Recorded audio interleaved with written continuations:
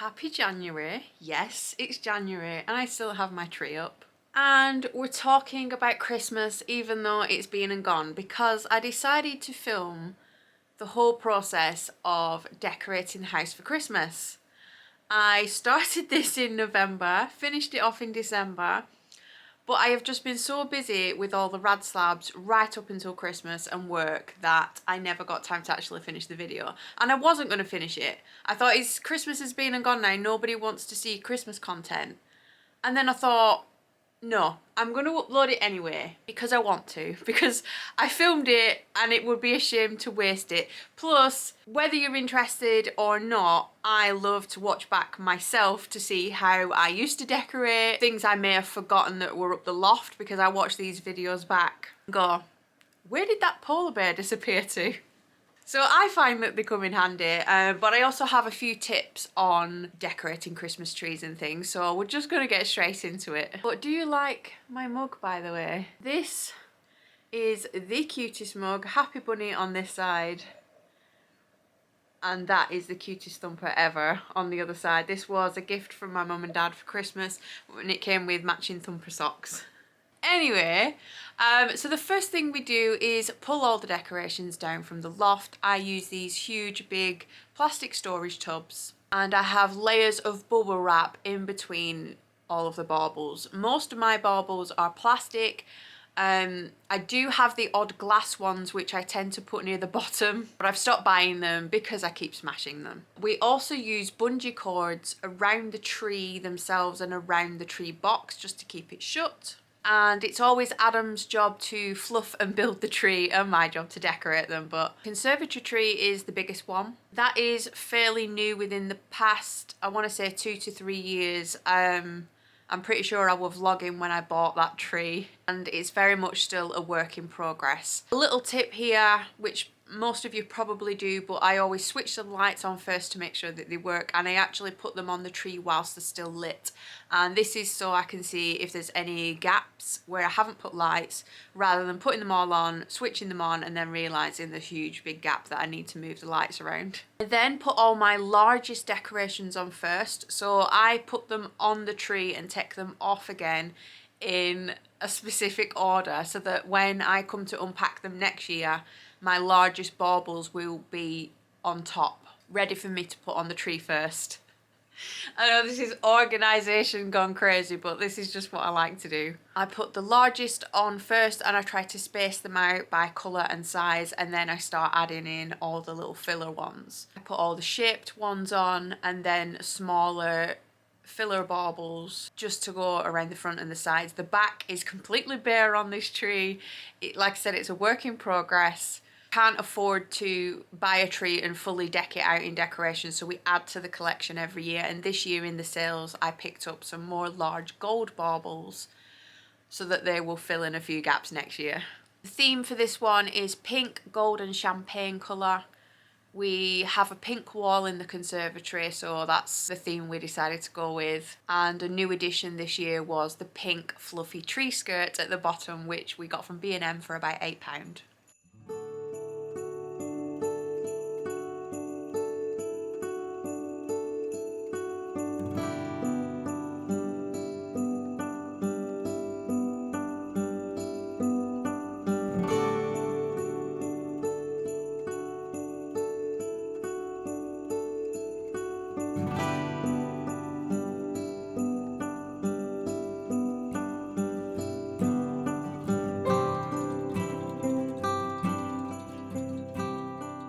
Meanwhile, whilst I am obsessing over the tree, the kids have got their own little trees in the room now. They just have a set of battery operated coloured lights, and Kai has like a green and burnt orange theme, and Abby's are pale blue and silver. No doubt they will add to their collection as well. They need little toppers and they can add their own decorations if they see any they like throughout the years. But yeah, they've got their own trees to decorate because I am OCD when it comes to tree decoration or any decoration at all. I'm not very good at handing jobs over to somebody else because they end up like messing around and fixing it afterwards. So the kids will get to decorate the big trees when I have completely given up and can't be bothered anymore. The garland goes up in the conservatory. If you watch my regular vlogs, you will have seen me make this, and I burnt my finger with the hot glue gun. This is probably the best thing I have ever made because in 3 pieces it's finished. So it's a board cut into 3 pieces. The garland is stapled onto that wooden ledge. All the decorations are hot glued on, so I don't need to hang anything. I just pop the boards on in order, A, B, C, add the lights, and it's completely finished. It is the quickest decoration ever. Again, this is pink. We kind of went with a Disney theme. I'm not sure why. I think I just found some pink Disney baubles and it just became Disney themed because I found some carousel decorations. So it's a bit like a Disney World, Disneyland sort of inspired garland. The lights for these are just wire ones. I just wrap them around, switch them on, job done. It means I don't have to put any fixings up or any hooks or any screws or anything like that because the weight of the planks hold them in position. Really the only thing in the conservatory was the tree and the garland, and we didn't really decorate much else. Again, we add things to it every year. It's very much a work in progress. And something new for this year was my little pink tray and penguin. So we picked up the gold tray from the range. It's pink on the inside. I think this was in the sale roughly about £8. We picked up the penguin. I think that was either Home Bargains or B&M, one of those. They did a grey version and a pink version, and then the little gold trees at the back were from Home Bargains. They're just made out of paper cones with a gold decoration on the outside. This still needs finishing. I'm not sure whether to put some snow in the tray or some baubles. If you have any ideas, let me know. But yeah, this is the newest edition. And also the shelf is new as well. So the shelf already has decorations on it throughout the year. These have always stayed up, but we decided to put some icicles on it this time. We wanted like a little village. We only have 2 gingerbread houses on there at the moment. But more importantly, I have my ski lift. I have been planning this ski lift for years, and I finally managed to pick up some of the little carriages. We already had a hook in the conservatory roof where I had like a hanging plant. So we just took that down, put some fishing wire up, so they're hung very gently with fishing wire. I've had my little carriage ride sign for about a year or 2, waiting for this to happen, and it's finally finished. However, my dad is not impressed. My dad was like, do they move? I'm like, no. Why do they not move? Because they're just decoration. Oh no, they have to move. Which I totally get. I totally get it. I would love it if I could have them moving with little people sat on them, but it's just a static one for now. The last thing to go up in the conservatory was also new. It was just 2 simple snowflakes. These were really cheap, about £1.50 from B&M or Home Bargains. Both of them sold gold snowflakes. Again, hung up with fishing wire, and these just hung off the rail for the blinds. Super cheap, super quick, but just adds that something extra that wasn't there before.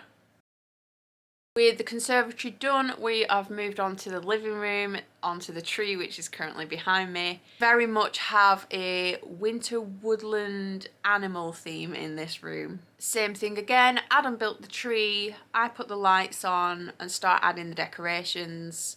We have been building this collection up for quite a few years as well. Have little squirrels and penguins and my favourite little Adam bears. I call them Adam bears. Any type of chubby little bear just reminds me of Adam. We also have one of our favourite decorations, which is the little thumper bauble we brought all the way back from Disneyland Paris in hand luggage, and it didn't smash because this one's glass. So we looked after it well, and he always gets nestled right into the tree so he doesn't fall off.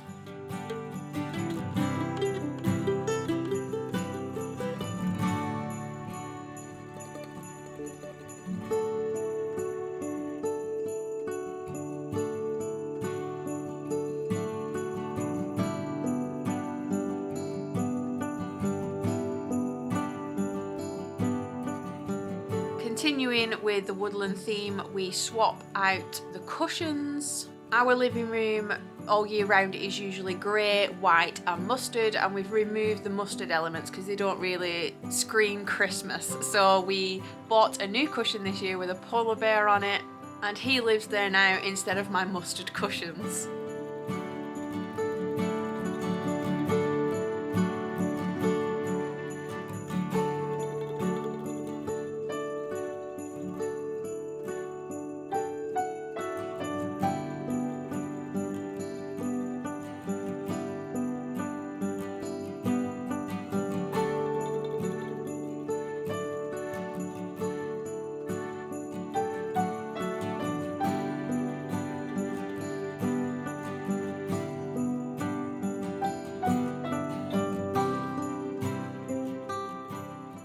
Another new one was my fluffy cozy cushion. I think this is my only purchase from M&S.